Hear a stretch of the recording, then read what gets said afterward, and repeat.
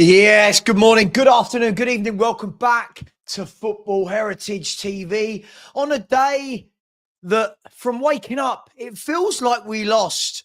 WhatsApp groups are going mad.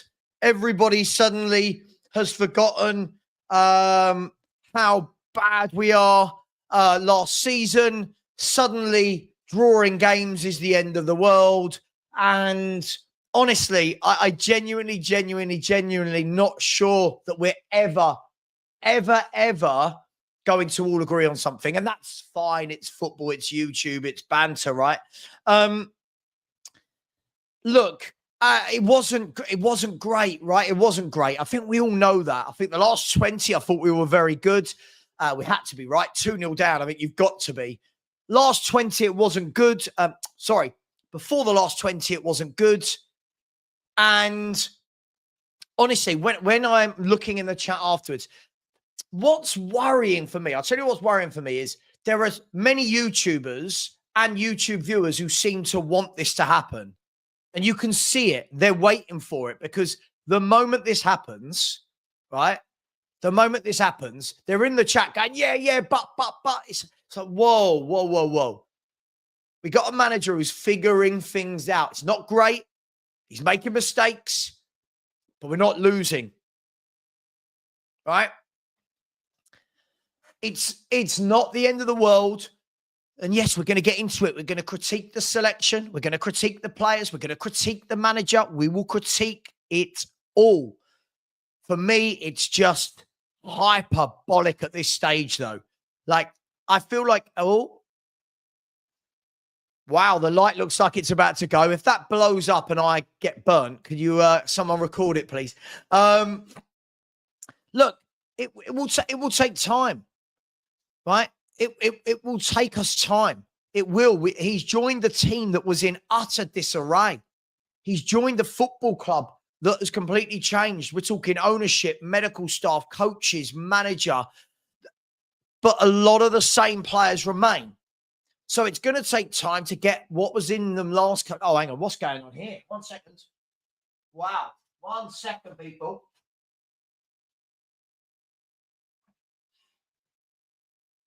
Let's see how long that lasts. Maybe I think it needs a new plug. As I said, if it blows up, please, please, somebody record it. Right, Tony, I'm going to say this now. I'm not going to do your spamming thing. We all know you love Ange Postecoglou. We get it. Please move on. It is so boring now. Tony, stop. The manager has been here for 10 games and he has lost 1. What excuses? Listen to the words coming out of my mouth. I know people like you really struggle with this bit. There is a lot of work to do. The manager has a huge job on his hands. I wouldn't want to be him. He's got a huge job on his hands. Right? He's got a lot to do over the next month, 3 months, 6 months, 12 months. But every single game now, we are picking this apart to the point where it's like people want him to fail. Look, we're going to talk about it. He got things wrong. Sure. No, Tony, you're going to get blocked. You're now spamming. It's every other comment is you. Stop, Tony. Stop. Look, there's lots of negatives. There's lots of positives. And there's lots of work to be done. If I'm going to be balanced, I'm going to say that. And we're going to talk about Frank. We're going to talk about the players. The problem is, everyone can't stop talking about that manager or that manager or that manager or that manager.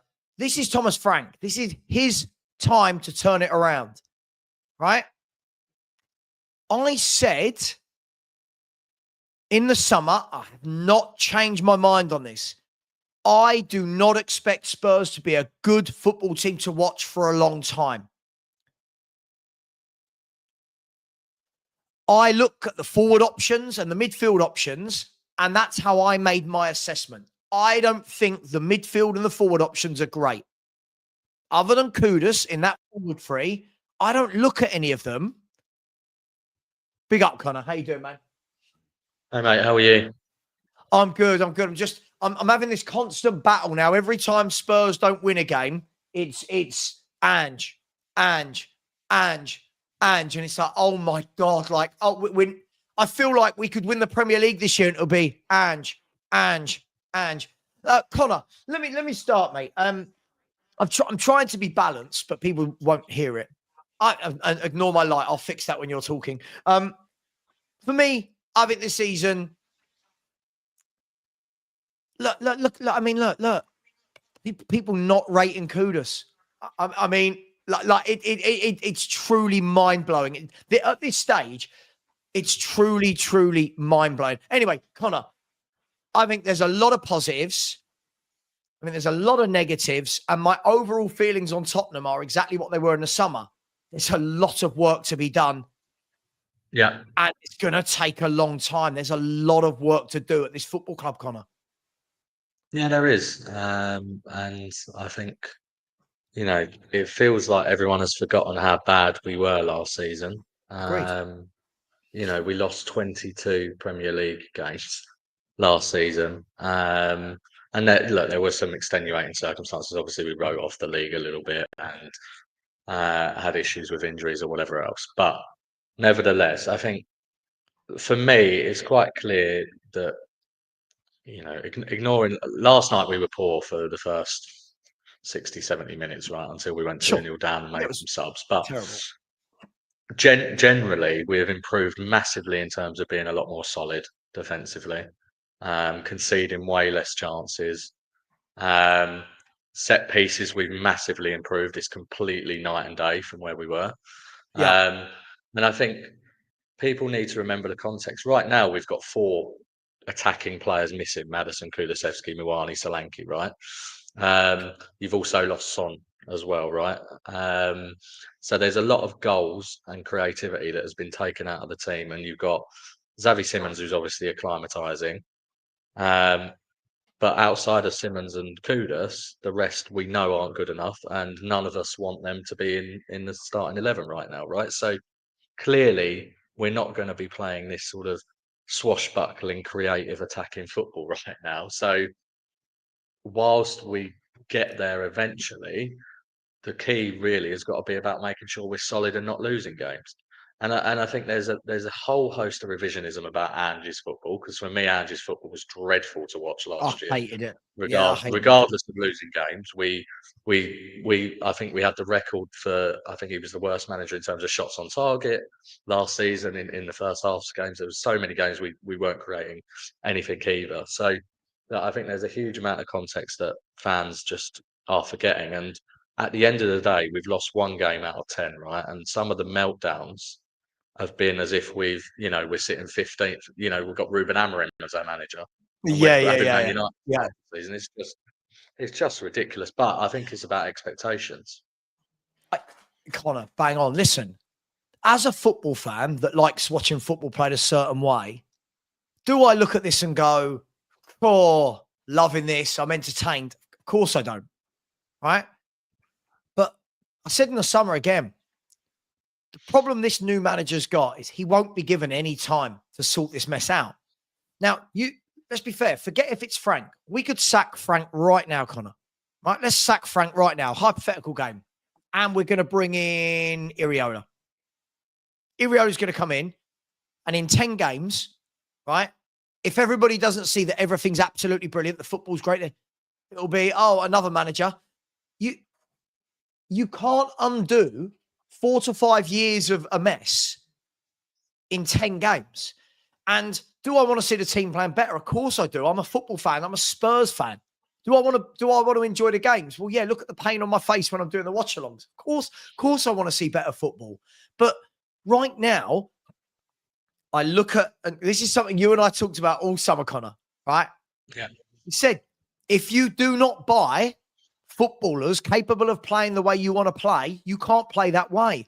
And at the moment, I'm watching a lot of footballers at Spurs. We'll talk about Frank's poor management yesterday in a minute.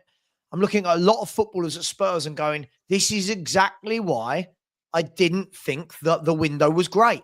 When everyone was losing their mind, Connor, telling me, you're negative, Savva, the window was great.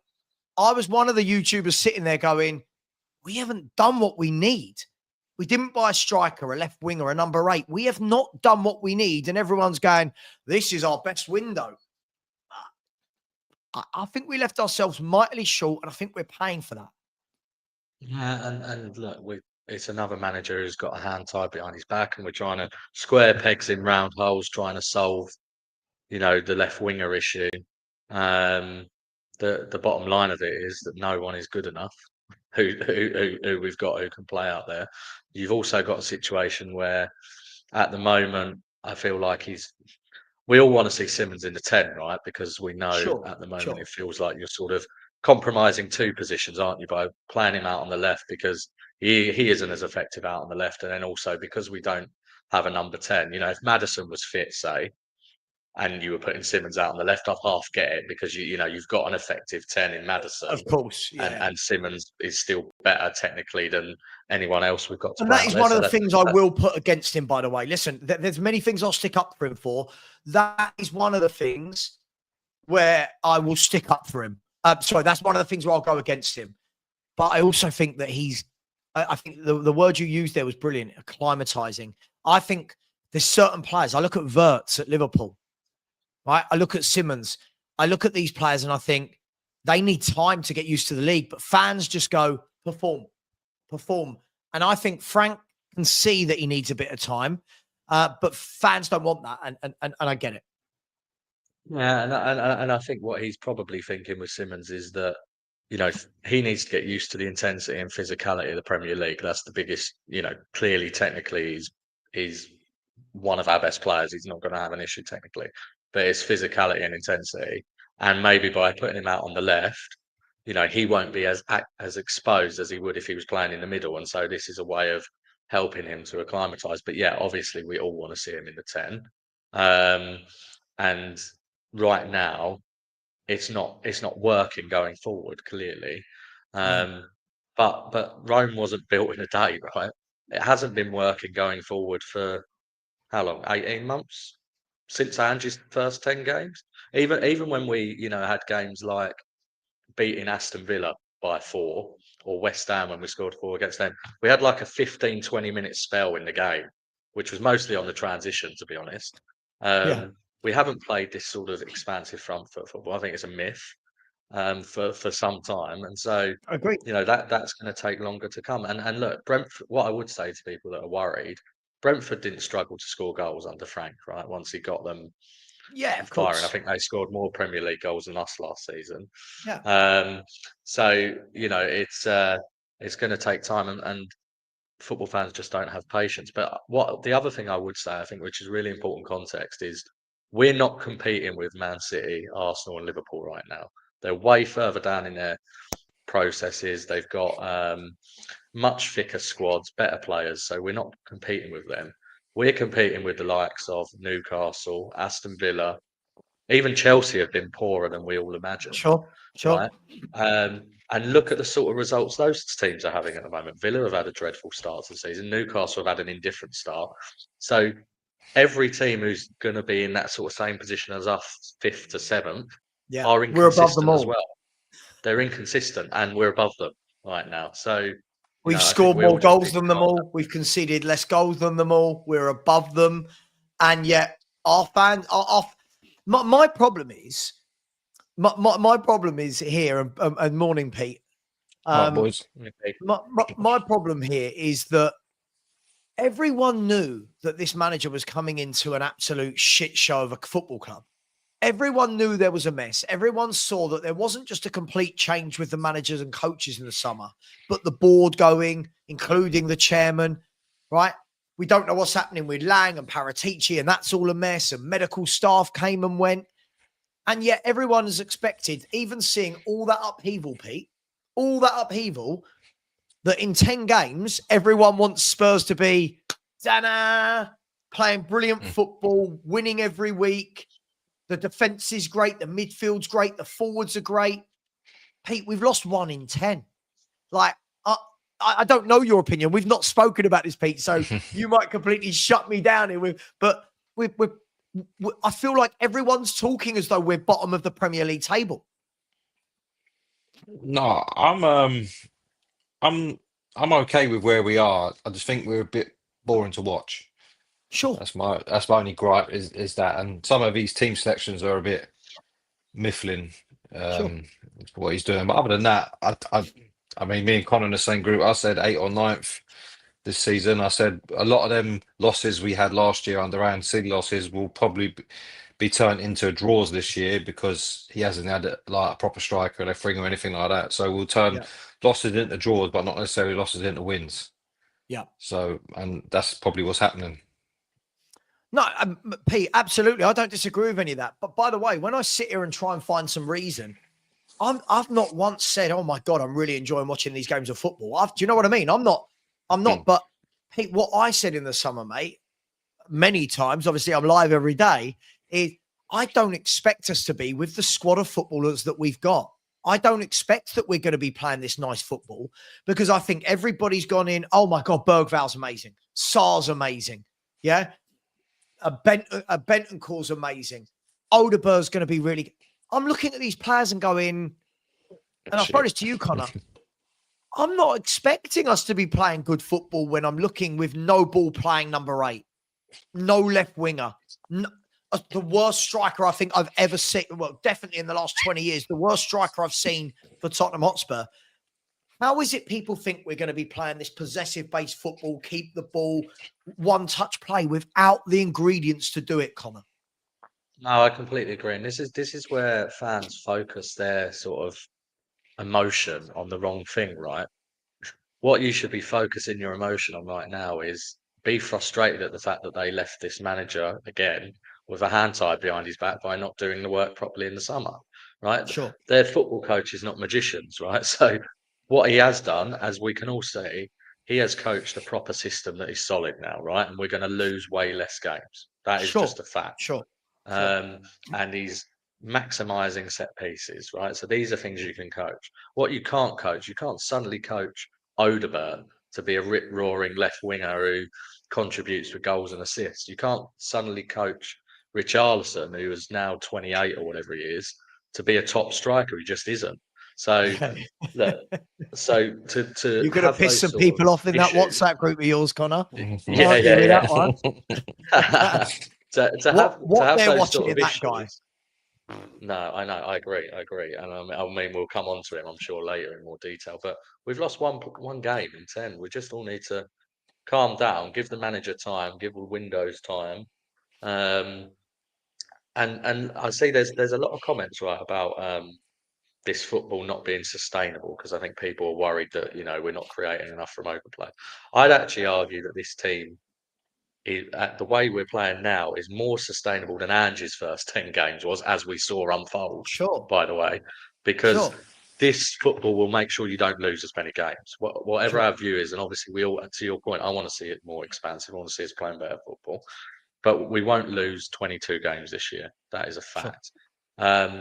So, I think we've got to put some context to it. The players at the moment aren't good enough that are playing. The players that are missing are big misses creatively, but we're still finding ways to get results. And so, yeah, but we just got to see how this plays out, haven't we? And I think if we finish 5th to 7th, that's a good progress from where we were last season. Brilliant progress. Pete's got us at 8th to 9th. So if we finish 5th to 7th, he's celebrating down the booze of that one. He's loving it. I'll take that. I think it could be realistic. Pete, look, let me ask you, right? Listen, I want to talk about the players, and there's a lot of talk about players and selection. My old boss, my old boss, Pete, as well, Graham. My old boss from Cheltenham, right? The first thing he messaged me last night was, he said, he calls me bruv. He said, unfortunately, bruv, he said, if you're going to have a first 11 with Richarlison, Odegaard, Johnson, Sarr, and Bergval, he said, you're not going to succeed. And then he went on to say, I'll go as far to say as that front three is the worst front three he's ever seen at Tottenham. Now, bearing in mind, he's a lot older than me. What do you make of that statement? Do you think that's true? Yes. We was having a debate last night in said group, and I was like naming the players. They're all Dross, Odobert, Dross, Richie, Dross, Tell, Dross, Johnson. Bentancur. I don't think so. I think Johnson, Dross. If you put him between the posts, he might actually do something. But in terms of where he's being deployed, it's just total Dross. He doesn't offer nothing. He pops up now and again, but in terms of his general play, it's non-existent. And so where are you going to get with that? You want to hide into nothing. That's what you got. I mean, personally, I think the shape we play is wrong for what we've got. I'd like us to use like Glasner's setup with a Kudos and a Simmons in behind the striker, because I just don't think we haven't got a good left winger. So why we bother trying to use one? If Kudos got injured, we don't have a replacement right winger at all. So let's move away from the wingers. Yeah, I said that last night as well in group. I said it many times. The disrespect that man, people was now they see how good he is and how good he was, what he does, and people were like, "Oh, Kudu was better than him" and all that. No, completely different players. So yeah, I think a back three would suit us with although we don't have a great deal number of centre backs, with the wing backs getting up, I think is our best way, because I just think our winger are wide options. Kudus is good, but he's isolated out there. Javi's on the other side. So our two most effective players is miles apart. So they can't interact with each other, and they can't really affect the game out there because the linchpin that's in the middle is non-existent. And then up front, they've got nothing to work with either. So do you think part of the reason he hasn't gone free at the back is because of the defensive injuries that we've got, as in depth? Because if he starts playing free at the back regularly, and you only need one of those centre halves to get injured, Danso, Romero, Van der Vet, probably because he did use a free at the back at Brentford, didn't he? He does vary, and obviously his first game was a PSG game was free at the back, so it could be that. But him ultimately, he's at the point of the failure of the recruitment team, which is what we say about every manager. To be honest, I do think that. I mean, there's some people saying the football should be much better. I think there's some players it's absolutely poor. I think there's a lot of room in between for some minor improvements. I think we just need to get. He needs to do one of either change the shape, or like you said, Connor, the other day, he needs to go right. I've got Tell, I've got Odobert. I'm going to hang my hat on one of them so I can get Javi Simmons in the middle. Yes, my left side is wank, but I can get probably my most creative player in the middle where he needed to be, and he can link up with the other good player we've got in Kudos and try and make something happen there. Because at the moment, the recipe for me ain't really working. And I can't see it working without one of them to a change in shape, or he just goes, right, I need to get him in here by hook or by crook. And because he's at the end of the day, he hasn't got any real options to go with. I mean, if Moani comes in, he plays on the left wing, he might be good, but then as soon as he gets up front, it's going to fall apart again because Richarlison's pony. Solanke coming back, that's not really a saviour, really much, is it? And to be honest, I think he'll be out even longer, because I just don't think I think his injury is probably worse than people realise. So we ain't really got many options. And Pete, this is why I lost my mind in the transfer window. This is why we had all summer to address this. Yeah. All summer. And I'm going on any panel show I go on, I'm told, great window, core, 4 first-team players. Yeah, but there's context to that, right? There's context. One, we don't know if Moani is, because we have no idea what's going on, because we bought the bloke injured and without having a pre-season. There's 2 players we bought injured. Tekai, we bought injured with the old foot problem. But Tekai. Also, we bought Javi Simmons when he wasn't 100% fit, and we bought him after the season had started. Look, for me, if you are going to leave your squad short, and Connor, we had this chat, I think it might be me and you, maybe not, I don't know, I do stream quite a lot.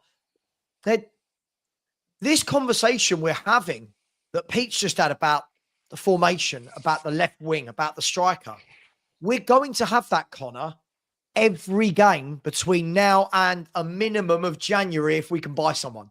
Right. By the way, January is a tricky old month to be buying top players. So we're going to have this conversation, Connor, every game.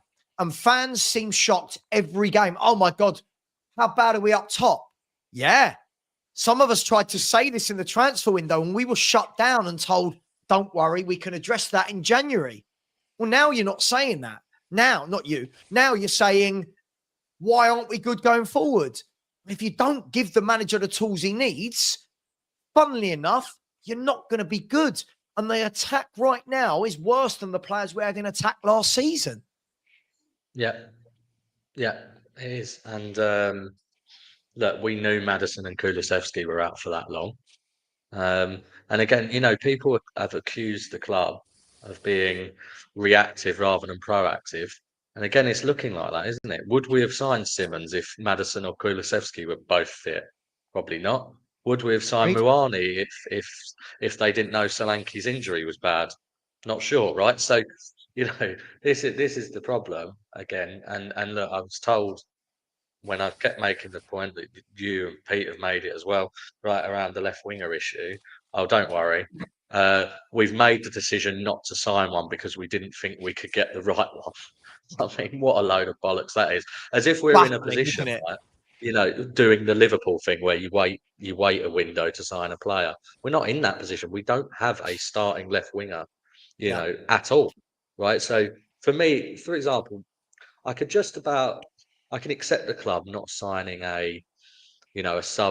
another sub fullback, for example, another sub centre back that could play centre back and fullback. They didn't get that done.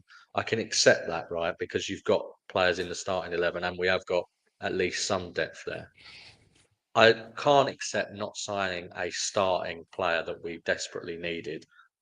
And they didn't do it. And as you say, we're going to have this same conversation and it's already getting boring. Right, we're 6-7 games in. I'm already getting bored of saying, we shouldn't have played Simmons out there. Well, he's playing Simmons out there because everyone else is shit, and he's just thinking, well, And similarly, Odebert's not good enough. Tell's not good enough. And to be fair to, we never should have signed Tell, given we already had Odebert and we already had enough young players who may or may not make it. We all know that, right? But we're all judging Odebert harshly because he's being asked to be like the number one left winger at a club that is apparently wanting to compete for the Champions League and Premier League. If he was a young kid getting 15 minutes here and there playing against Doncaster, none of us would care that much, right? Very and true. We had a top left winger in front of him. And this also goes for players like Gray, right? Gray gets a lot of criticism in this fan base, but last year he had to play centre half, had to play right back and left back because the squad building has been poor. So I think we're overexposing some of our youngsters because the squad building's been so poor. Even a Bergvall who's done, really well for his age since he's come in. Realistically, he should be a rotation option, shouldn't he? Mm-hmm. He's our best midfielder other than Paolini, right? He's better than Bentancur, Bergvall. He's playing better than him. And this is the issue. The squad building has just not been thoughtful enough once again. While that's true, do we not also think, though, that in some of these opportunities these players have had, they should have done a bit more? Yep. Do you know They should have what I done mean? more. Yeah, sure. We should be relying on them. That's 100% correct. But when you watch, like, I hate to say it, Arsenal last season, and they were bringing in Nwaneri, he was doing stuff. He could, like, he was taking his chance and building a case for himself. Lewis Skelly, I mean, players that came out of nowhere took their chance. When the ones we put in, similar ages, are just like, meh, they're there. They're just going to go through the motions. None of them, other than Bergvall, to be fair. yeah, Bergvall took the ball by the horns. Fair, yeah, and you always see from the minute he come on the first time, yeah, he ain't set the world alight, but he's doing it for what he's got, what we should expect from him at the moment at his age and his development. He's performing as he should be. Yeah, he should be doing it on this regular basis. He should be coming in 80 minutes, 70 minutes, whatever, here and there. But these players that are getting these moments are not doing anything. I mean, some people say Odegaard was good last night. I didn't really see it. He took it on his man. Gray had a little run. He was I mean, Gray, I feel sorry for, because, I mean, really, Ange killed him last year by playing him everywhere but where he wanted to play against teams that he could probably have cut his teeth under and maybe got to grips with being a midfielder at Tottenham against the dross we were playing last year in the Europa League. Do you know what I mean? But instead he was playing right back, left back, everything else. Pete, can I comment on your point there about Odegaard, right? you're right. I keep being told I've got an agenda against Odegaard, right? I don't. I'm just waiting for one game where I watch him. Now, bearing in mind, Pete, right? I don't have to watch a young player and go, oh my God, you're the finished article. You are absolutely amazing. Wow. Right? I don't have to watch everyone and think they're Yamin Yamal from Barcelona. Right? I don't. What I do need to do at some stage, and he's been here for nearly a year and a half now, is I need to watch a game where I go, okay, all right, okay, I see what you were signed for. Okay. I'm watching him right now going, you're doing what Tynan Thompson, who's 17 from the youth team, could do what he did yesterday. Every time he got the ball, he gets it. He's scared to take on a man. He cuts back and he passes it 5 yards to someone safely. You and I could not we're old now, Pete, but you and I could do that when we were young. Stick us out there, give it 5 yards, right? So I'm waiting. Speak for yourself, mate. I'll do that now. What are you talking about? Well, there you go. You could do it now. I mean, I can't run about these days. But I'm watching him, and then you get to the end of the game. Loads of people in my chat going, "Good game, Odegaard." I'm like, what? How far have our standards fallen that we think that's a good game? Right? That's part of the problem. Boy. This is a boy, by the way. You look at any of those squads Connor mentioned, all the squads, right, in and around us realistically, not City, Liverpool, and Arsenal. Whose squad does he get in? When you look at Odegaard, right, we can use this excuse he's young. I think he's like 20, nearly 21 or whatever. I need to be seeing something from him. Last night, couldn't take on his man for toffee. Like, he can't beat a man at all, right? Can't beat a man. Doesn't get good crosses in. What does he do? But we're going, he's young. Okay, well, that's a great excuse. He's young. We're going, he hasn't had a run of games. I've seen him plenty this season, and I've not seen him do a single thing where I go, yes. I don't know why we bought him, guys. I genuinely don't know who scouted this guy and went, that is what Tottenham Hotspur need. And now fans defend that. And this is half the problem for me. We want to have standards and we want to have a go at a manager, right? We should be doing this. We should be doing that. We should be doing that. But then we want to defend the average players that can't do what said manager wants. That's not Frank, by the way. That could be Frank. That could be Ange. That could be Conte. We keep buying these average footballers, Connor. We keep doing it. And that front three last night, the worst front three I've seen as a Spurs fan. It was horrific.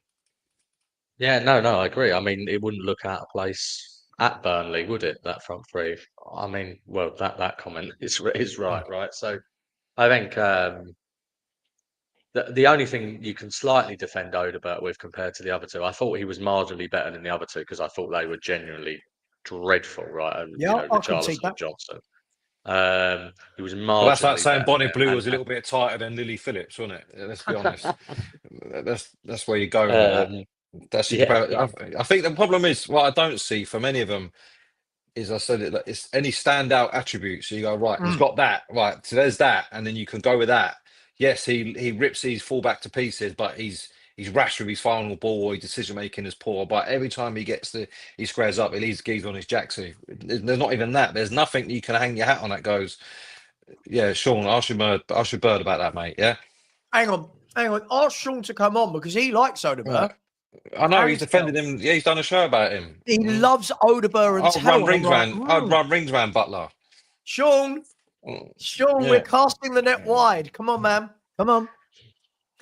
Sorry, mate. Go on. Sorry. If you look at the moment, look at Jadon Anthony at Burnley. Right? If I said right now to the Spurs fan base, and this is the hilarious thing for me, lads, over the years, look at the number of players we all poo-poo. And people say to me, why do I talk about the fans? Well, I'm a football fan of Spurs. These two are fans of Spurs. You lot all in the chat are Spurs. My opinions are mine. Your opinions are yours. We talk about the opinions. Right?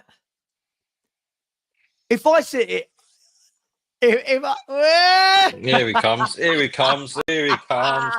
That must have been some strong bait we threw out there into that sea. That was some big, strong bait. If I said right now, guys, like we had people going, don't want Grealish. We had people saying Jack Grealish wouldn't be good for Tottenham Hotspur. but are sticking up for Tells and Odebergs and Johnsons and Richies. Until we sort that out, let's not put them in the same bucket. Can we not? Can we separate out? This is what we do. If there's somebody else in there's someone else in the football club that's automatically shit, like we all know that Richarlison's dog shit and that Johnson can't do anything apart from put the ball in the back of the net. Do we all know that, Sean?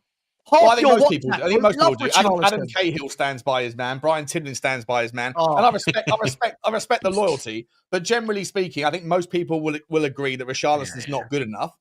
And then you've got Johnson. I think most people would agree if it wasn't for the fact that he's got this unbelievable ability to not give a shit enough that when he gets put through on goal, that he can tap it home like it's nothing. But then we go, well, because those two are shit, and I personally believe that Matisse Tell is shit and Odeberg is shit, therefore what I'm going to do here is surreptitiously, I'm just going to sneakily involve them all in the same bucket so that everybody else subconsciously believes that Odeberg and Tell are on the same capability levels as the other two. And it's not true. It's not true. Odeberg is a fine player. He's a fine player. It's Dross. It's fucking Dross. That's the bucket. The Dross bucket. What is he a fine player? He smashed the bravery, he smashed the ball, smashed himself into the post almost like, hang about. Let me get a point out. He almost knocked himself out last night, heading the ball onto the stanchion. He got the assist against Doncaster. He should have scored. He was on the trick that didn't he flew in. What are we doing here? He's taking a man on. Destiny, you doggy, when he got the man of the match against Brighton, that doesn't happen if it wasn't for the unselfishness of Wilson Odeberg. Odeberg is getting better game by game by game. He's clearly our number one left winger right now. But because everyone has made their mind up that the left wing position is a problem, therefore they're unwilling to open their mind up to the idea that a young player is getting a little bit better. He's improving. Game on game. Based on what? On what? I haven't seen Based on the things I've just said. What, that he ran into the post? Oh, yeah, that's fucking quality, that is. It's just what we need. Do you know what I mean? That's the basis, then. He scored. He got the assist for the Doncaster own goal. Into the crossbar. Well. He got the assist for the Doncaster own goal. You're talking levels now, mate. So you guys are blinkered by your agendas. Your agendas are going to agenda. Doncaster level. Once we get down there, then they can excel. YouTube's got a YouTube, as you say. Earlier, I won't say the conversation, but it all came back down to, but for banter, we've got to say these things. Look, I'm going to ask this. I do kind of I'll meet in the middle. I do kind of take Connor's point. Don't ever do that. And ever take Connor's point. Give him an inch. I'm about to back your boy a little bit, Sean. I'm about to back your boy a little bit. I think if Odeberg was a young winger that had a proper left winger in front of him, and we saw him against Doncaster, we saw him in the last 10, 15 minutes of games, maybe if I'm going to be really generous, I'd go, okay, right, let's see. But the problem is, he's been at the football club now, but by the time it comes around to Christmas, it'll have been a year and a half, right? He was injured for a year of it, though. Hang on. He was injured for a long bit of it. But when you speak to the Burnley fans, so many of them go, he weren't even the best winger at Burnley. It was Koleosho who was the best winger at Burnley. I always rated Koleosho, to be honest. Right? I always used him as my litmus test again. It's the most overpopulated, oversaturated player. Every team has got a good one-on-one guy like Koleosho at Burnley. And then we go and sign Odeberg. But listen, look, Odeberg is the forward. Sean, do you? Okay, will you concede, Sean? Will you concede? I like this. Unlikely. When we first started streaming together about 4 years ago, Sean and I couldn't meet in the middle at anything, and it was like Aston Villa, because he loves the Villa one. How's your Villa team doing, by the way, mate? How's your Villa team doing? Well, for 3 years, they've been much better than Tottenham. It's only right now that they're like 4 points behind us. Anyway, it's interesting how you haven't mentioned them for a while. It's like Homer Simpson disappearing through the hedge on that particular take.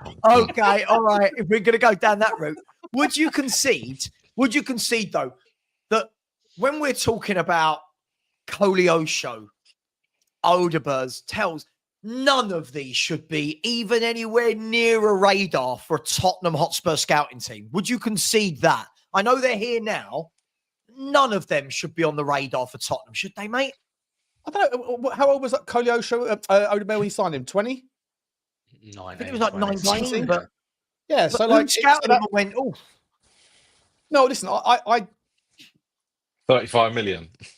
Yeah, I think. Look, listen. I think we were in the midst of doing this transition to youth, and for what it's worth, if Odebear was 19 now, there'd be someone else in the market that was paying that sort of money because the market's got incredibly saturated. There's over demand and supply economics in the youth pool. I think we got a little bit trigger happy with paying the amount of money we did for some of these young talents. 100%, I'll concede that. Do I think the player at 19, a Premier League proven, or a Premier League experienced 19-year-old winger getting lots of minutes at Burnley team, can I see the justification for thinking if he carries on his trajectory by the time he gets to 23, 24, he could be a top player, whatever. I can understand the logic behind it, but along with all of these things, when you're buying 17, 18, 19-year-olds, 6 out of 10 of them probably aren't going to turn up, or 7 out of 10 of them probably aren't going to grow into the players that they thought they were going to be. That's why you shouldn't have to overpay for them when we made the mistake in the price tag. Once again, though, I actually agree with Connor's point. I think that having someone like him, or you only needed one of him or Tell, but having someone like him that was playing second fiddle to a more established winger would have been the right way for him to have the pressure, the pressure gauge wouldn't be the same. And I also don't think that he is responsible for the price tag in which someone pays for him. So no. It's the same with Gray. I think that essentially the expectations from the fan base of a young player with him and with Matisse Tell are too much. And unfortunately, I think some of these, sometimes pressure creates diamonds, other times it cracks the coal. Right? And I don't know which one. Is it expectation, or is it just that some people? Because I hear this all the time. I don't have expectations of Odebear and Tell to do anything amazing. I just have expectations where I look at them and go, "Yeah, I can see something." I'll be honest. I know we disagree on this. I don't look at either of them and go, "Yeah, I can see it." I look at Odebear and I go, "What's he doing that we couldn't have given Tynan Thompson to do?" He's doing absolutely nothing of note. He doesn't beat a man. He is the weakest winger I think I've ever seen in the world. Tynan Thompson is also doing things at the level. We have to stop looking at under 21 performances. No. I'm using it. But Sean, you know me. I don't want Tynan.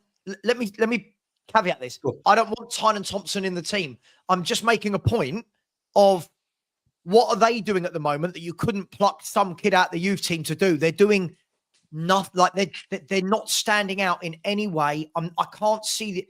Look, you started there.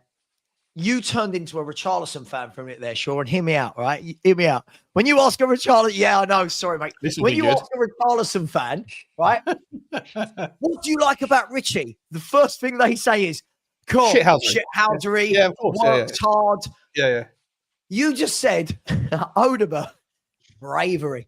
Bravery? No, that was just that wasn't going to be the top of my list. I was just referencing the fact that he threw himself on the line last night and almost knocked himself out. Yeah, that's all I was saying. But it wasn't the first thing on my list. I think the guy's got talent. I think he's got trickery. I think he's got technique. I think what he needs to be is a little bit less selfish. Sorry, a little bit more selfish, rather. I think he needs to take a little bit more confidence and a little bit more selfish to take players on, because when he does, I see a player that can actually get to the byline and has got a decent left foot whip on the ball.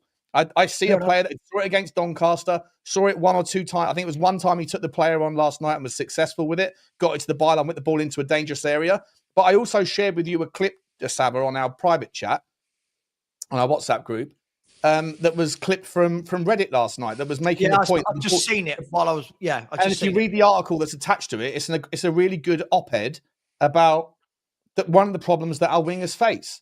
And that is that the ball gets given to them. And then for the most part, the people that give it and their people around them just stand there and go on, then do something. And with Mohamed Kudus, you've got a player selfish enough, maybe to a fault. He's too selfish, and that he wants, every time he gets the ball, he wants to drive with it, and he's brilliant with his close control, and he's got sticky toffee feet sort of thing, so that he usually comes out of those duels with the ball. But he only passes it back to Pedro Porro when all other options of being selfish have been explored and rejected. He then hands it back to a guy who has, as I've said before, everything that you need as a right back who knows what you're going to get from the guy in front of you. That is he can sit there, receive the ball back, and then whip the ball in with absolute, pinpoint accuracy, speed, width, cross, straight, all that stuff. And then Mickey van der Ven pops the ball home last night. And that's not the first time that's happened. We see that happening 10 times a game. Most of the time, there's just no striker there, right? Whereas Odebear, Go on, sorry. Don't you think with Kudus, though, I've said this a lot, big up Dave in the chat, Irish Dave, hope you're well, big up Lee, and big up to each and every one of you. Smash that like button, by the way, you tight gits. 550 in here and only 110 likes. These are worse than Richarlison conversion rates at the moment, so can we sort that out, please? And subscribe to Sean as well. Better than Aston Villa conversion rates right now. Yeah, don't worry about my Aston Villa, mate. We're rising slowly. We're starting slow and we're rising up. That's what she said. Don't you think with Kudus, if you actually watch Kudus play, right? There's a lot of the times where you can see when he gets it, his first thought, he looks around him. He's looking And for you an can option, see, he does, he looks up and you can see he's got, where's Richarlison? Nowhere to be seen. Even if there is Richarlison, do you trust you're getting the ball back from him? Where's the playmaker? Oh, we've not got a playmaker. So a lot of the time, I get why Kudus does it, but also at the moment, thank God he does it, because otherwise the alternative to Kudus holding onto the ball and being selfish is the ball bouncing straight back to our defence. Right, but this is the point, right? On the right-hand side, though, this is why I want to get back to Odebear on this point. But on the right-hand side, hang about. I know. What are we doing here? Yeah. Stinker and Hook last night, Flower, Stinker and Hook last night. Unbelievable. But on the right-hand side, you have a partnership, right? Football's about relationships, chemistry, and wavelengths. A lot of the time, partnerships between players in certain positions. On the right-hand side, you have a selfish Kudus who wants to explore the options by himself. You're right, turns around, looks up, there's no one doing anything. The midfielders don't move for him. Bergvall does too a little bit when he's at the top end of the pitch, but Xavi Simons seems to be more connecting with on the left-hand side when he's playing in the 10 or if he's off the left. If you had Mohamed, in fact, we saw it for a moment against Wolves, Kudus was played on the left-hand side, and Udogie and Kudus couldn't link up. Right? Udogie wants to get forward, but it's not going to work if you've got a selfish winger in front of him like Kudus. Right? But whereas Pedro Porro is more than happy to give the ball and go on then, do it. And if it comes back, I'll do my thing.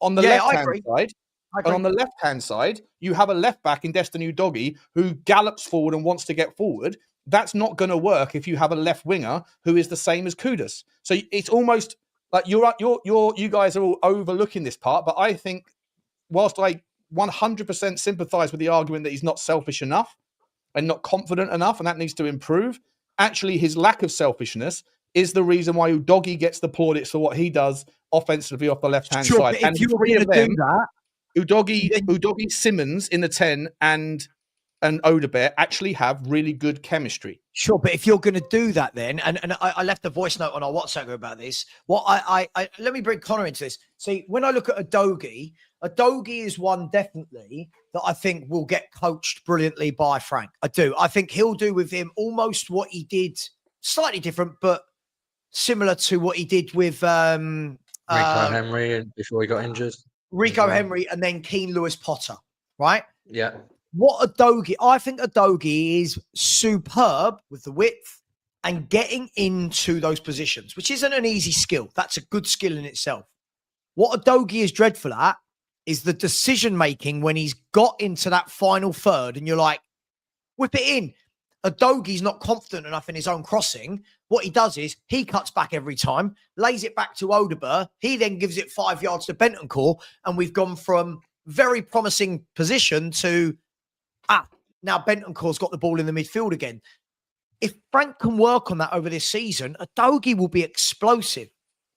He will. I think he'll be explosive. I agree with that. Yeah. I mean, Sean, let me just go on that quickly. Let me just go on that because I'm going to support your point on Odebear a little bit, which I don't think he's good enough and shouldn't be playing. But the one thing I think if you do play Odebear in front of Udogie rather than a Johnson, say, at least Odebear has got some level of technical flaw. Johnson has none, right? He can score when he's got good movement in the box and he can score at the back post. But in terms of general play, contributes absolutely nothing. So when you play Johnson out on the left, it's a waste of time. He's even worse on the left than he is on the right.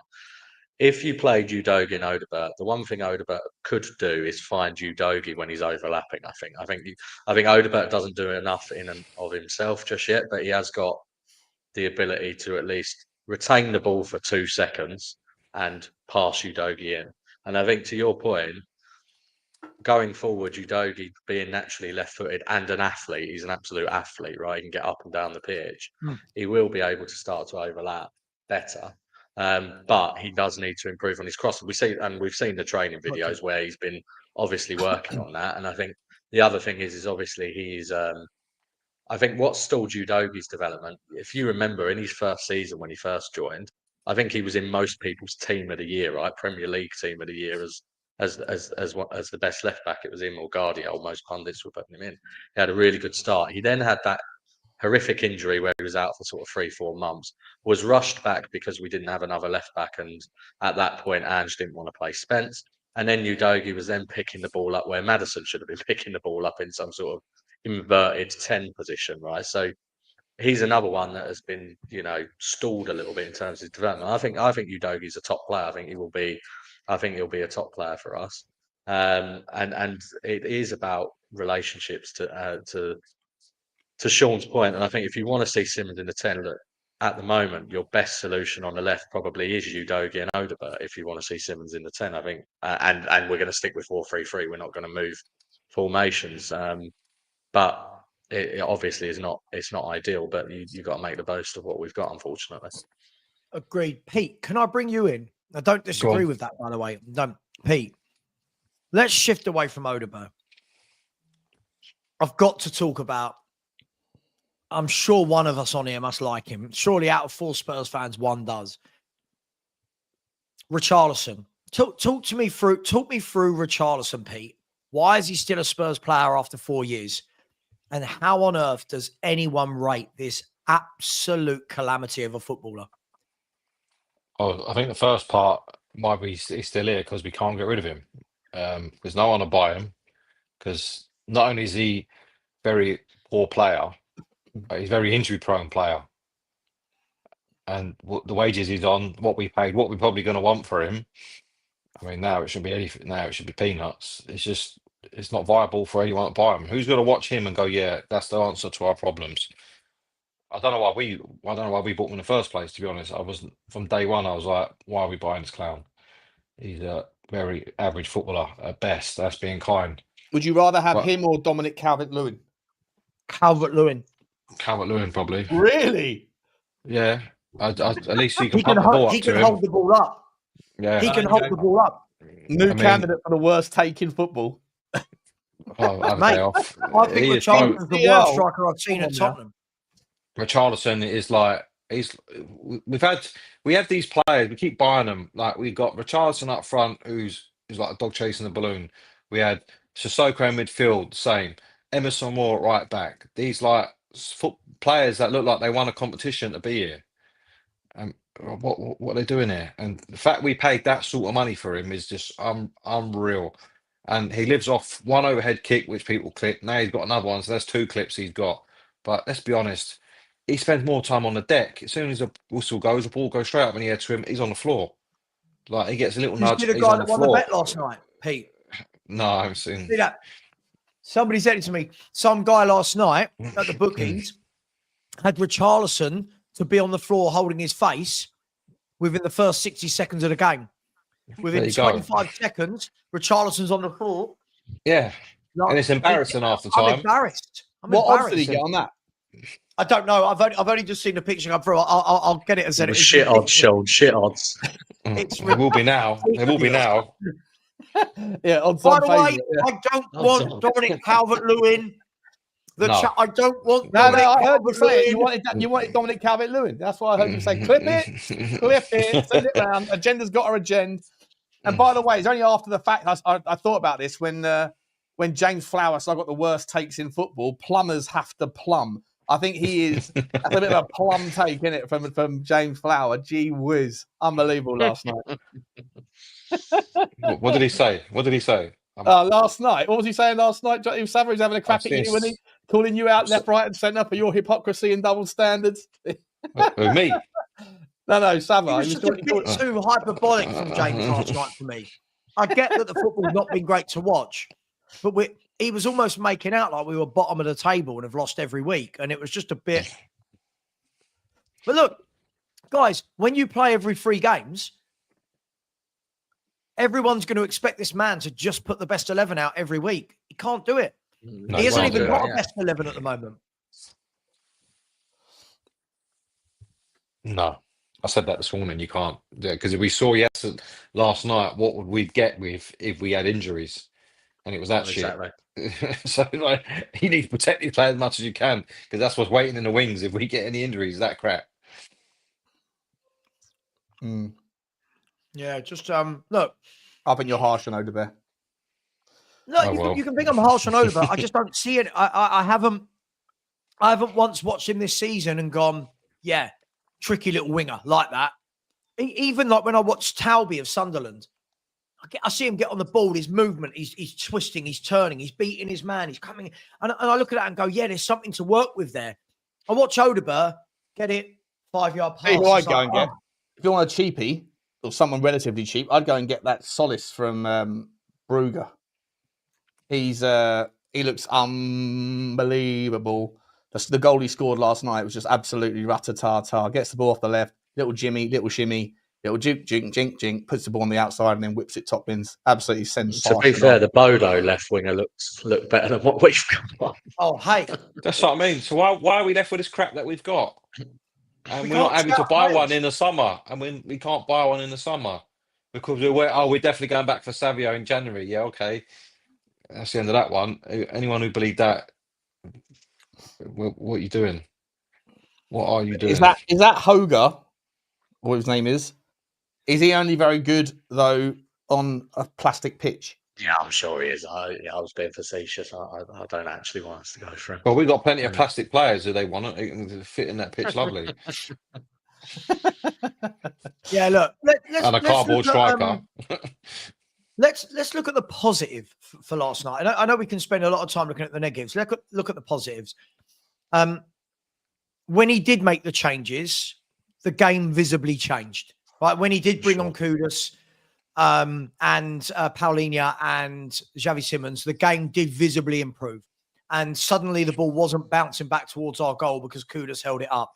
And Paulinho was winning tackles. And Xavi Simons was trying to drive through the middle. Look, I'm not saying it's great that we come, that we have to, be losing to start planning games, but it is good that we came back, right? It's good that we didn't lose the game and we kept going. And I did think that we looked like the team that were going to win it in the end. So there are positives, right, from it, guys, on there. Yeah, for me, I agree with you. I think the subs changed the game. I think also, to be fair, the game state, because they were 2-0 up, they probably retreated a little bit. But the subs changed the game. That's positive. I think the fact that we didn't lose obviously is a positive. I think that people were expecting I saw some predictions from some Spurs fans where they're predicting we were going to go there and win 3-4-0. I'd be surprised if anyone goes to Bodo away and wins 3-4-0 this season, just because it's the conditions, it's dodgy to play in, you have to, all of that type of stuff. So obviously the first 60 minutes or so was shit though. There's no escaping that. It was dreadful. But yeah, for sure, I think not losing at the end, you'll probably go, that point was okay. This has got the vibe. I mean, personally, I think someone will go and slap them up. So I don't think they're that good. Plastic pitch and whatever. I think a good team, a solid team, will go there and give them a slap. The fact that we come back from that and they didn't bury us, look at how poor we were, shows their level. But I take the point. I think this has got the vibes of it. Remember that little spell we had under Conte where we didn't turn up till the second half every week, and we were like coming back from it. Leeds, Bournemouth, every week was the same. First half shocking, second half we come back and we either win the game or we draw the game. We sort of sitting in that sort of space at the moment. For me, that's where we are. I don't think it's sustainable, because I think eventually you need to take it to the next level and like not having to come back from behind all the time. Granted, even with the options we've got, I think you need to come out with something. But for me, that's sort of where we fit at the moment. But did I expect any different? No. Pete, they've got Monaco, Juventus, and Man City are their 3 home games left to play in the Champions League. So Monaco, Juve, and Man City. I'll be really interested to see how those 3 teams get on out there. Because we've got to remember, it's a small pitch as well. Look, and I know everyone says, oh, we won there last year, but this isn't last year. This is a different type of game. That was a semi-final. Look, I'm not too bothered. Sean, let me come to you on this one. If we win our next game in the Champions League, which is someone at home, away. Monaco away. No, we're away again. It's Monaco away and then Copenhagen home. Okay, so we win our next game against Monaco. That's 7 points from 9. It's not the end of the world, Sean, is it? It's not, and all of a sudden the Bodo game suddenly looks like a massive overreaction to an away point in the Champions League. Because the problem I've got, Sean, is everyone's looking at those 8 Champions League games we've got. And yes, I think we've had a favourable draw. I do, Sean. I do. I think we've had a favourable draw. It doesn't just mean we're going to rock up and play 8, win 8. Do you know what I mean? We're not that team, are we? Yeah, I know. Definitely not. If we beat Monaco, that's a fantastic 7 points from 9 is fantastic, of course. If we lose to Monaco, though, which is entirely possible, they've got some very good players down there. Paul Pogba, they've still got Akliouche. They've got players that can really. Is Paul Pogba still there? I think he is, isn't he? Yes, he is. He went there, didn't he? Bit like a rehab central down in Monaco at the moment. There's some old players with some real problems that are resurrecting their career. They got some really good players. And Monaco away trip. How often do we go away to France and do that well? Not that often. I know we did okay against Marseille a few years ago with Conte. But the reality is, like, it's not that, like, 4 points from 9. Suddenly you're going shit. But you've got to win all your home games. You have to win all your home games. If you win all your home games, you're gonna make it into at least the playoffs, right? 12 points gets you into at least the playoffs. Getting a draw against Bodo. But my challenge around Thomas Frank yesterday was that I think that the fan. I remember watching. I think I watched your show last night. I think and I think we did it on the Spurs 5 before. Everyone was like, "Yeah, 2-0 we should be able to beat them with whatever team we're putting out." Right? This is Bodo. They're not that great. And I think a lot of that was based off the fact that we dismantled them the season before with arguably a weaker team in the semi-finals of the Europa League, or not even the year before, a few months ago, 6 months ago, whatever. The problem with that rhetoric is that we played them at home first in the semi-final and we got a 3-1 lead. And so the game state was entirely different to a 0-0 in a league phase group game. And Bodo have got a hell of a lot of scouts along the way. So I personally think that at this stage in the season, when you've only played 8 games, 9 games, I think at this stage in the season, it was, and the fact that you've got an international break coming after Leeds, I think that Tottenham Hotspur should have gone full beans last night and then done as much as possible to go again for Leeds, knowing that there's 2-week breather and most of those players that are playing in the World Cups most of our team are not going to be playing 180 minutes in the following 2 weeks, right? So to me, I just think it was a misstep from Thomas Frank. I also think it was a misstep from Thomas Frank to not spend 45 minutes on the training on the artificial pitch. His justification was, it takes weeks to acclimate to the artificial pitch, and so what's 45 minutes going to offer? But instead, I don't want to give away our tactical secrets. And I'm like, well, what was the tactical secret that we were protecting ourselves? Last night it looked like we just got the ball and smashed it back and gave it back every 5 seconds. There wasn't any tactical secret that was worth keeping, that was worth protecting. Of course there was. Go 2-0 down, lure them into a false sense of security, and bang. Do you know what? I said this on my match reaction. I was like, if someone like Daniel Farke has any level of nous about him, I think that there's a tail of the tape here. It was the same against Brighton. It was the same against Wolves, and it was the same last night. And I guess it will be the same in the future. If we continue to go down in games when teams come at us, whether home or away, they come at us, and then we don't like it. We're not that capable of, like, we sit there and protect, right? We sit there and we're very dogged and resilient and doing that kind of low block edge of the area, get 8 men in there, make it a pinball game. It's hard to get a clean shot away at Vicario, yada yada yada. Unfortunately, for the opposition. Why did we swap? Just so that my face is covered by the majority of the comment and not yours. I'm being polite. Oh, okay. Mate, I'm OCD, bro. Can you throw me back, please? Anyway, the reality is that I think that, like, if you're Leeds United and you go 2-0 up against Tottenham on Saturday, probably the worst thing that they can do is sit back, protect, and defend the lead, because then we seem to get into the game and we seem to get more. We've got enough about us. If we keep knocking on the door, eventually it's going to open a little bit, right? And so the last 3 games, I've got to jump. The little one's up. Is it because Luba arrived? Is it because Luba arrived? I can kick him off. Someone.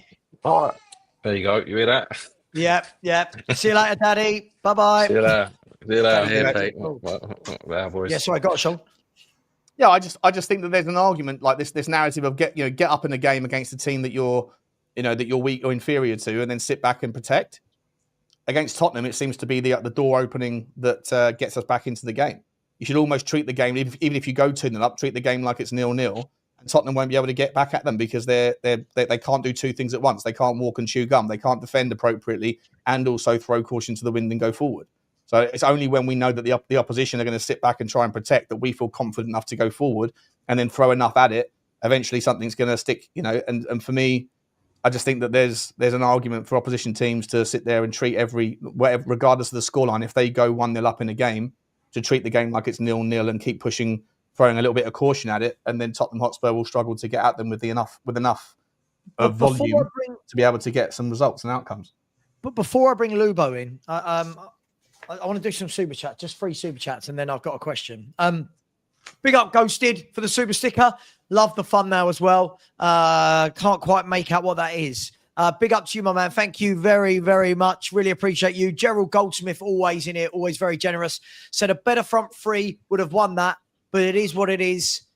It is what it is, innit? Richie shite. Yeah, I can't disagree with the Richie being shite bit. Just remember that Richie is the guy that Johnny and Lubo argued tooth and nail after the Burnley game against Sean, myself, and Stell on the Spurs 5. He's going to have a good year. Now he's fit. We're seeing a different Richie. We'll ask Lubo about that in a second. Big up to you, my man. And Machina Joe has said, blah, blah, blah. Fair enough. How come Luka Modric is running amok at Milan, surrounded by average players in a brand new country, just arrived, new culture, this and that, etc.? Machina Joe, I mean, I think if you're talking about Xavi Simons probably here, Luka Modric is one of the greatest players of the last 20 years. Luka Modric is a Ballon d'Or winner that could play in any football team anywhere in the world. He is one of the best midfielders I've ever seen. Likening him going to Milan to Xavi Simons coming to Tottenham in the Premier League is very, very different, my man. Come on, let's not do that. Can I just ask, before I bring in Lubo, Sean, there's a lot of talk about our style of play. Do you believe we've got the players to control games from a possession point of view? Because this is my big bugbear that we do not, and we did not buy that. That's my big bugbear. Do we have enough players to control the ball? Well, I think we need a better midfielder. Clearly, you need a better midfielder. Like Bergvall is very good at one sort of style of football at the moment. Or like I said to you the other day, he used to be a player when we first had him that looked up and saw the peripheral, saw the move of players and pinged it to them. It's only under Thomas Frank he's suddenly become a head down drive into space player. He's got the pendulum swung a little bit too far. Pape Sarr's not a possession player. He's a transition player that gives the ball away more often than he doesn't in the final pass. And Bentancur is just not quick enough with the ball, and he's not insightful enough and gives the ball away. So yeah, I definitely think if you want to play like high possession stuff, but I think high possession is overrated as well.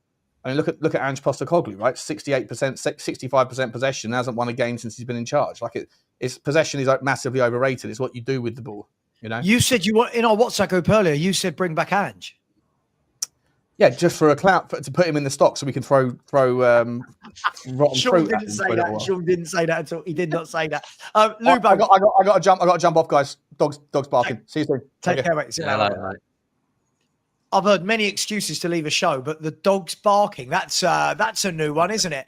Baby's crying. He normally says that once Savva for when I'm beating him in an argument that he's got. Yeah. Well, let's be fair. Who hasn't beaten Sean in an argument? I mean, you know, it's a very small list of people. Lubo, good morning. How are you? Yeah, good. You? Yeah, good.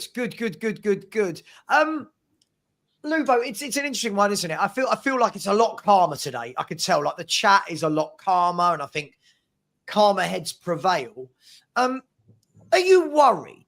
I'll answer that as an open question. Are you worried? I'm talking about football. I don't want to hear life problems. Are you worried about Tottenham? A little bit. It's been a strange season, hasn't it? Started off, Burnley was okay. We did enough. We played in patches. City was brilliant. Bournemouth was shocking. West Ham was okay. Where did we go? Brighton was very good. Wolves was poor. It's been really up and down, isn't it? Mm-hmm. You look at the league form, performance-wise, it hasn't been good. And the problem is that we seem to be running into this situation at home where we're just not creating. We're not playing well. Frank's picking a team that's suitable for away games, but not for home games. And sort of just coming on, and a lot of this is down to midfield. The strikers are the strikers. We know what we've got. We know what we haven't got. If you get my gist, people will say, "Here he goes again." I'd throw Gray in now. You know, you're looking at, you're saying we can't hold the ball, we can't play possession-based football with Bentancur, Sarr, Bergvall. Give him a go. Got nothing to lose. If it doesn't work, it doesn't work. Is there any evidence to suggest he's a possession-based midfielder? I think it's a decent answer, but let's have a look.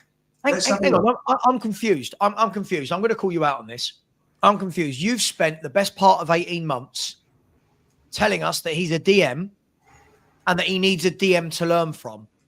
Now, all of a sudden, he's a possession-based number 8. Frank sees him as an 8, not a 6, doesn't he? So were you wrong all this time about Archie Gray?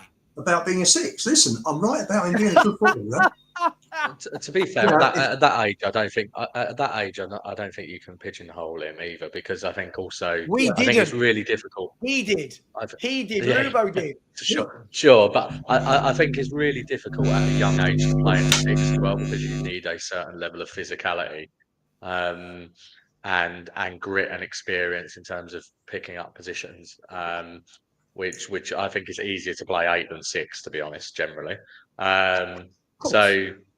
So for me, I think he's had 2 good cameos now. I think he was good when he came on last night. I think he made an impact for sure. He obviously played a part in the goal, but also other than that, what he will do, I think he's braver on the ball than say Bentancur. I've been really disappointed with Bentancur, and this is someone who, you know, was a fan of him. Well, bad luck. We're about to give him a new contract.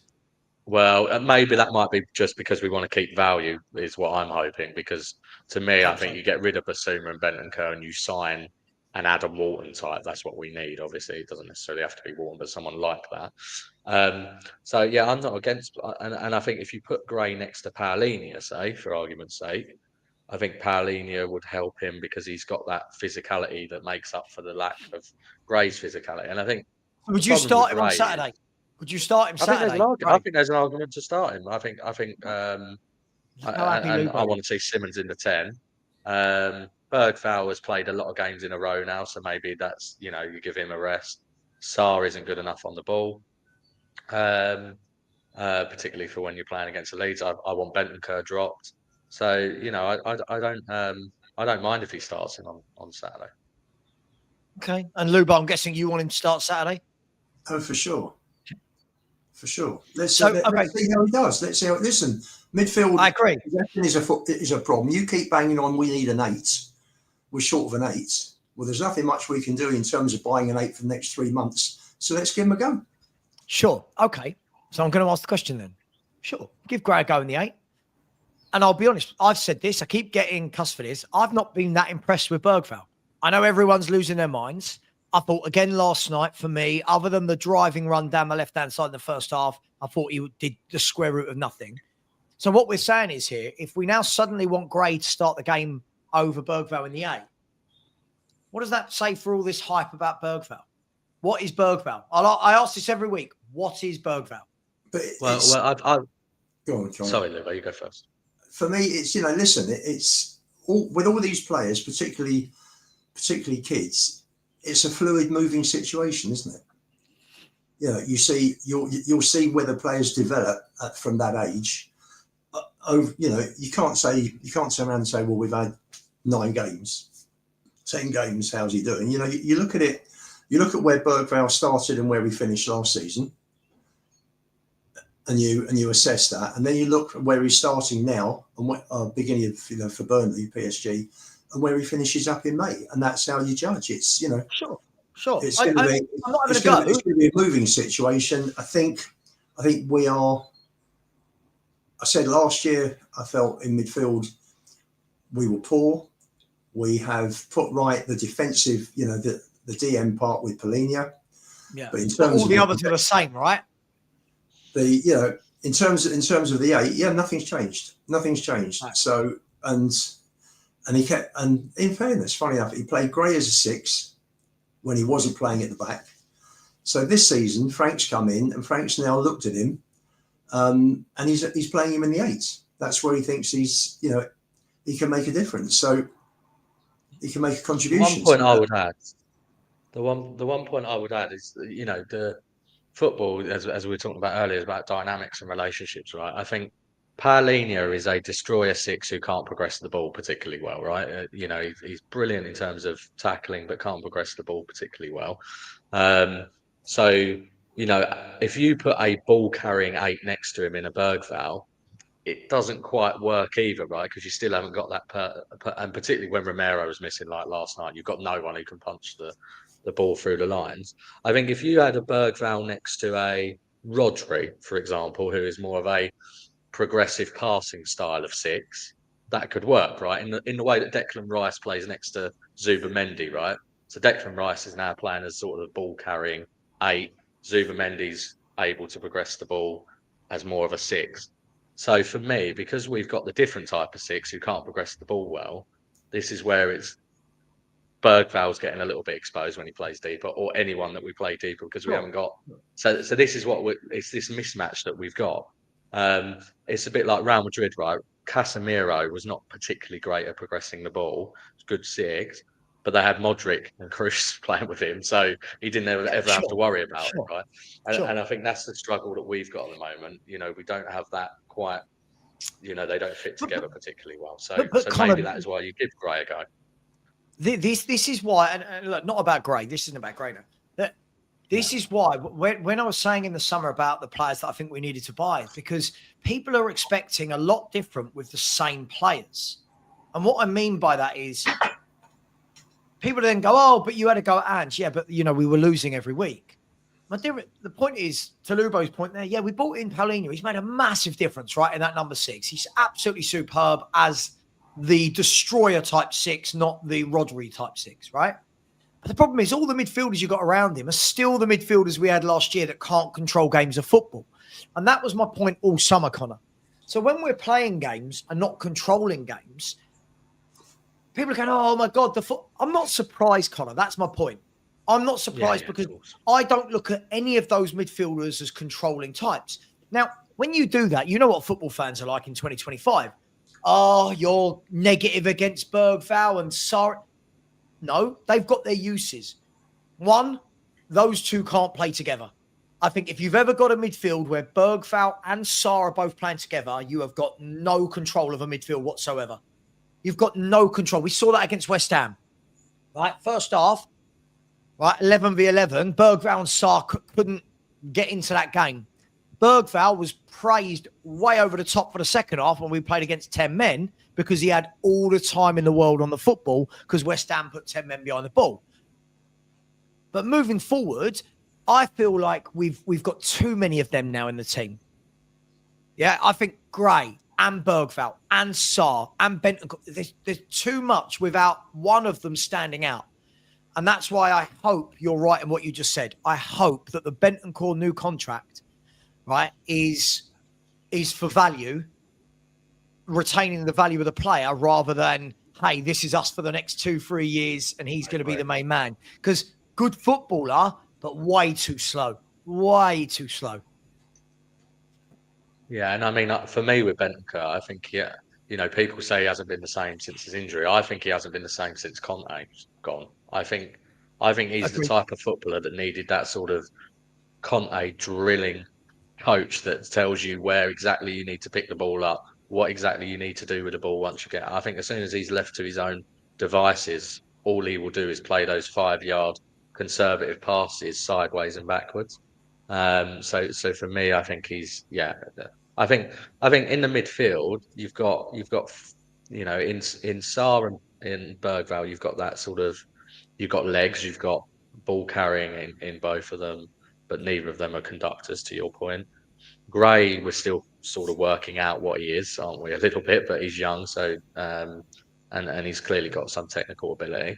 So you need to get rid of Basuma, get rid of Bentancur, and sign that conductor, Modric type, Walton type, and then you've got a balance in midfield alongside. I still don't think we need Bergvall and Sarr in the squad. I'll be honest. In the squad. I just feel that. I don't know. For me, it's a bit meh. I'll be honest. I get loads of stick for my Bergvall take. I still don't look at him as special. Like when Johnny the other night was going, "Oh, I wish all our kids were as amazing as his." I don't see him as this amazing young player. I see him as physically, I think he's much better than the others. I think because he's a big lad, he's got a great engine. I think he stands out more. I'm really disappointed with his passing. I feel like there's zero end product with the lad. I don't feel he's got a killer pass in any way, shape or form. But he is young, Connor. He is young, and I think he needs time to grow. But I go back to your point earlier about Odegaard. That's exactly how I feel about Bergvall. Bergvall, for me, shouldn't be a starting midfielder for Tottenham. Bergvall, for me, should be the guy that plays when we play Doncaster, that plays 20 minutes at the end of a game.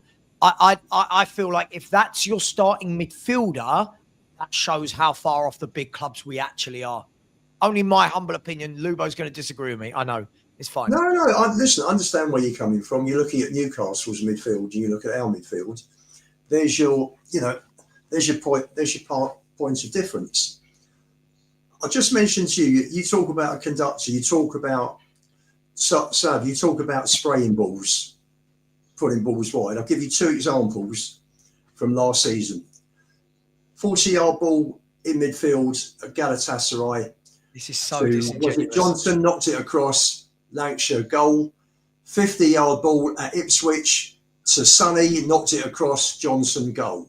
That's the sort of passing. Lubo, you've completely misconstrued what I talk about. No. When I talk about somebody who passes and conducts, I'm talking about somebody that is their game for 90 minutes. Not, oh my God, did you see that pass? Listen, everyone does a stunning pass. Everyone does a stunning pass at some point. Michael Dawson pinged the ball about stunning passes, right? I'm talking about somebody who that's their... Look at Rodri. That's his game. That's his game. Do you know what it's actually about? It's actually about the 10-yard passes, not the 40, 50-yard passes. It's about those 10-yard that play in. Which is what Romero, and this is why I'm a huge fan of Romero, because I think last night showed, by the way, for all of those that have been telling me that Danso is better than Romero, which is outrageous. You saw the levels, and I know Romero can switch off at times, but what he can do, unlike any other player in the whole squad, is punch a ball through the lines, which progresses you up the pitch. And this is what I think we're talking about when we talk about, you watch Adam Morton. If you watch Adam Morton enough, the way he turns and then he'll find Sarr with a 10-yard pass through and takes three of the opposition players out of the game. And that's what you need. I'm not talking about the Hollywood. I'm not talking about, oh my God, we need someone who's like David Beckham that can find a man from 50, 60, 70 yards. I'm talking about the guy who, that 5-yard pass into there that breaks the line. But also somebody that once they've given the ball, Connor, drops off naturally to get it again. Carrick, right? Michael Carrick, Modric, Rodri, these types of... Even if you watch Declan Rice, his link-up play for Arsenal, he gets it, he gives it. He's not the greatest on the eye. He's not the best player I've ever seen. But Declan Rice right now gets it, gives it. Drives when he needs to, calms it down when he needs to. I don't see that we've got one of them. And no matter how much people keep trying to pigeonhole Gray in, who, let's be fair, might be that guy, but we've seen nothing to suggest that. Bergvall, we know he's not that guy. And Sarr's got about as much technical ability as me or you, Connor, right? We need that guy in midfield. And I think if you don't get that, you are going to struggle in games to control games of football. Like, Villa have got 2 or 3 that do it. For the last few years, Villa have got Tielemans, who does that, right? John McGinn can do it. John McGinn, you watch. If he needs to drive with the ball, he does. If he needs to slow it down, you see him. I watch McGinn. He actually goes calm. He says calm. He puts his foot on it. You come here. You come there. Right. Boom, boom. None of ours do that because Bergvall, every time he gets it, just wants to drive. Every time he gets it, he wants to drive with a ball. That's fine. But when he loses it, the gaping holes in our midfield last night when he did that was there for all to see. Not saying he's not a good young player. Not saying that, but I just feel everyone's lost their mind over a young player that, for me, hasn't really shown me that. Sorry if that's harsh. Sorry. Yeah, I think it's a little harsh. I think it's a little harsh, but I take the point. I think the reality of it is I mean, you're even seeing this at Arsenal, right? Lewis Skelly came in last season, had a great season. He's been dropped. At big football clubs, it's very, very uncommon or unlikely, unless you're a superstar like a Yamal or a Neves at PSG, right? Or Doué or whatever, that you're gonna be able to break in and be starting 11 every week, right? At that sort of age, and so, to some extent, I think the reason why Bergvall gets so hyped up is because he's being compared to what is a lot of shit, and as you say, because he's busy, he looks like he's doing a lot more. I still think there's a top player in there to come because he's already shown me a level of ability that he's playing in the Premier League every week, and he's you've got to remember he's moved across from Sweden and adjusted quickly, so that the trajectory is good, but he's not the finished article. No, Sure. Can we talk about we've got 5 minutes before I'm going to wrap up the show. Romero. You know what people are going to say? 1 week before an international break, suddenly he's got an injury again. If we don't see him against Leeds, I'm just putting the theory out there, right? Listen, I'm not saying it is, but it is strange timing, right, Lubo? Again. I don't know. Let's wait and see. He's played every game so far this season, up to yesterday, hasn't he? And Mickey as well. Yeah. I'm not questioning his injury. I'm questioning we're just coming up to international break again, and if I do think we missed him yesterday. I do think we missed him yesterday. But he's had a decent season this year. He's had a few wobbles, but he's not perfect. But I think by and large, what's he done? He's played 9 games. I think he's played well in most of them. Yeah, I think there's 5 or 6. I think he's played well. There's 2 or 3 where I think he's been a bit iffy. But listen, the key thing for me is that he's kept Van der Ven and Romero fit. Yeah, right, that's the key thing for me. I know Danso struggled yesterday. I think the difficulty for Danso is just an out and out defender. He is not that guy that's going to bring the ball out. And when we asked him to bring it out yesterday, you saw the limitations. Maybe in a back 3, he's okay. Win it, give it. But again, that's where I want the conductor of the game. This is another point, Connor. Lubo, the conductor of the game in those scenarios goes and gets the ball off of Danso. Right, Danso, you've won it. Give it to me 5 yards. I'll do the rest. Yeah. That's what we don't have in this team. We don't have it at all. I know. I think with Danso, I don't think he was comfortable with the pitch either. Oh, right. The better technical players are happy. They're comfortable playing on a 4G, 5G pitch. The players not so. For them, it's a little bit different. I was surprised Spence struggled on there. Very surprised. I thought he would have done better. He's fallen off a cliff, and he Lubo. Well, I was just about to say, for Spence, since he got that international call up, he has been pissed. I thought he was dreadful against Wolves. I thought he was agreed. I thought he offered absolutely nothing, and then against Doncaster, he did his normal of looking like, oh, I'm too good for these. I'm going through the motions, and then obviously last night again. I think with Spence, it's obviously a mentality thing. For me, with Spence, he's obviously better defensively. He's perversely better on the left because I think when players cut in, that works better for him. So I think if you're wanting to play a team, when we play Liverpool away, right, Spence has got to play left back, right, because I think he'll lock Salah up, and but I think I wouldn't play him at the weekend, for example. I'd play Porro and Udogie. Yeah, I would. I'd play Porro and Udogie. It's so strange though, right? Because like Spence put himself in that position where we all went, he's undroppable. He's done brilliant. And then it's almost as though Udogie coming back has killed his confidence rather than him saying, "No, mate, you're not having my shirt. Fight me for it." He's almost handed it over. He's been that poor. But look, guys, we'll leave it there. Look, 4 points from 6. It's not the end of the world. I believe going into tonight's game, we're in the top 4 of the Champions League table as well. We're top 4 in the Premier League. We've got the 3rd best attack in the league, the 2nd best defence. We've only lost 1 game. I do feel like it is okay to look at the positives as well as.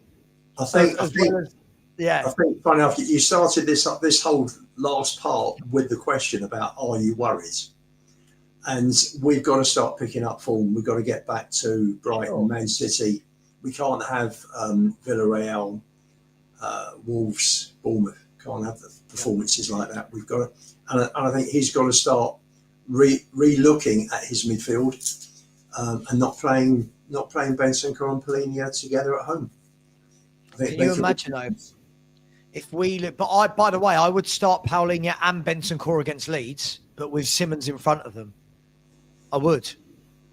That's just my opinion. But can you imagine if we lose against Leeds? Can you imagine?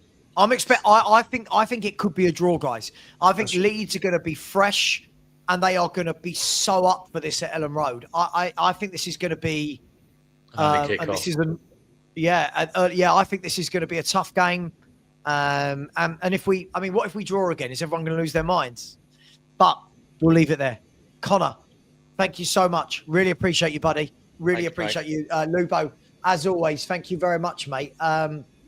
Listen, guys and girls, I'll be back at 3 with Charlie for Football in 60 as we talk about all clubs, not just Spurs. And then tonight, as it stands, I'm doing a Champions League score show. I like those shows. I can relax without the hate from all the Tottenham Hotspur fans.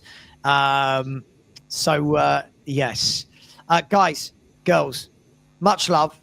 Take care. I'm sending you over to Never a Foul. Please, when you get there, just say Savva Raid. Much love. Take care. And as always, come on, you Spurs.